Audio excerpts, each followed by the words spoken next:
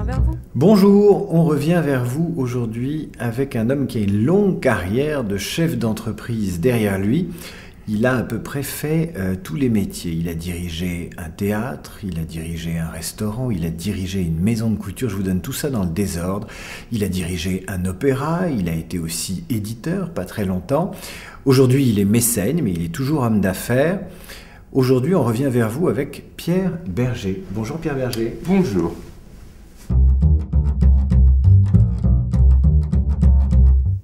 Les CV, bien sûr, veulent dire quelque chose, mais ce n'est pas le plus important. Pour moi, le plus important, c'est le contact humain.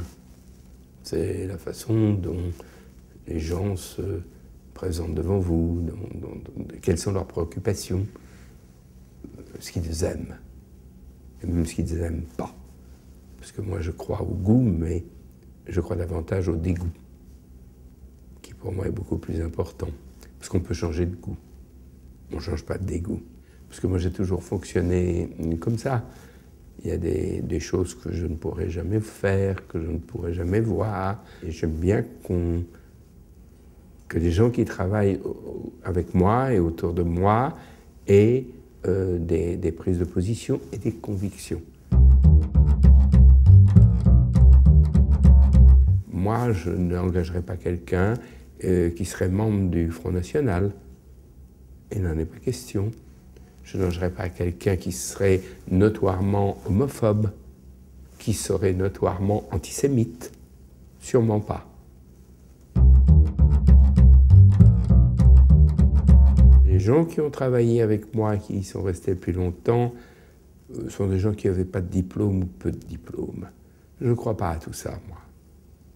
Je ne suis pas issu d'une grande école, ni d'une grande université, donc j'aurais mauvaise grâce à exiger des autres, des diplômes que je n'ai pas moi-même. Moi, personnellement, je suis un homme polyvalent. Mais j'ai essayé de m'entourer chaque fois de gens plutôt spécifiques, oui. Si vous montez un journal, il faut mieux s'entourer de journalistes. Si vous montez une maison de couture, il faut mieux s'entourer de couturiers, etc.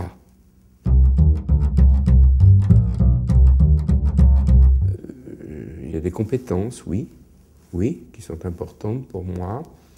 Et puis il y a l'honnêteté, qui est une des qualités les plus grandes. Je ne parle pas de l'honnêteté, de ne pas piquer dans la caisse, ça va de soi.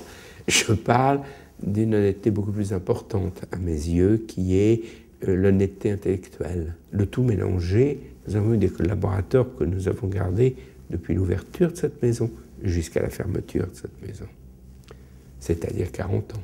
Ce sont des gens que vous voyez quotidiennement, qui vous accompagnent pendant des années, dont vous connaissez évidemment la vie, évidemment les problèmes dans la vie, que ce soit des problèmes sentimentaux, que ce soit des problèmes physiques, que ce soit des problèmes pécuniaires, vous connaissez leurs problèmes, et puis ils connaissent les vôtres. C'est évident. Donc tout ça, ça fait que vous êtes dans une espèce de famille, pas tout à fait une famille, mais une espèce de famille.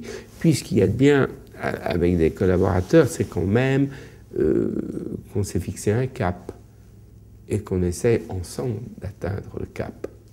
Et pour moi, ça, c'est vraiment ce qui m'a toujours motivé.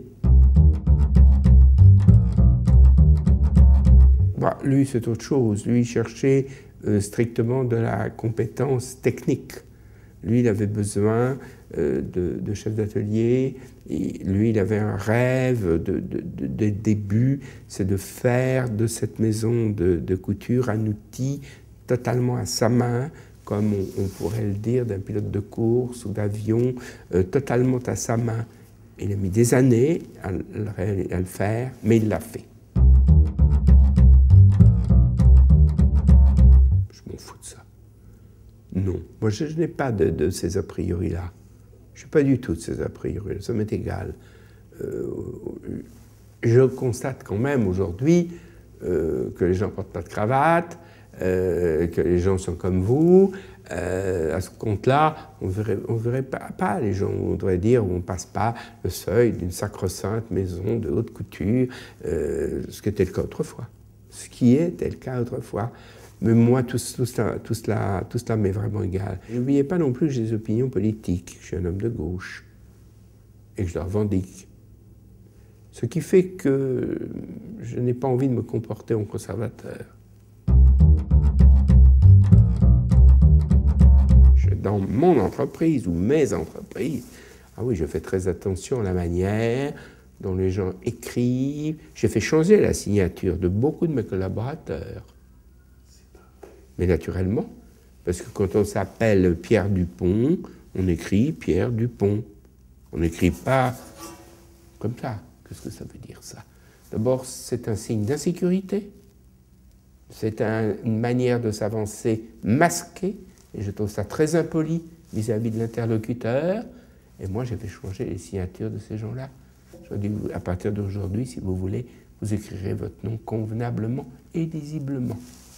Je ne sais pas si ça les a tracassés. Ils en ont peut-être parlé à leur psy, mais pas à moi. Je fais attention à la manière dont on me présente, dont on rédige une lettre. Je suis très à cheval sur le français. Je ne tolère pas de fautes de français, encore moins de fautes d'orthographe. Il y a des dictionnaires partout ici. C'est fait pour aider les gens qui nageraient un petit peu. Oui, je suis très, très attentif à ça. Il y a une ligne de mon CV dont je suis particulièrement fier, c'est que je n'ai pas de diplôme. Et ça, j'en suis tout à fait fier.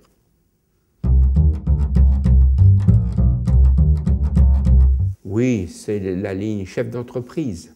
Si on n'explique pas laquelle, si on n'explique pas de quelle manière j'ai été.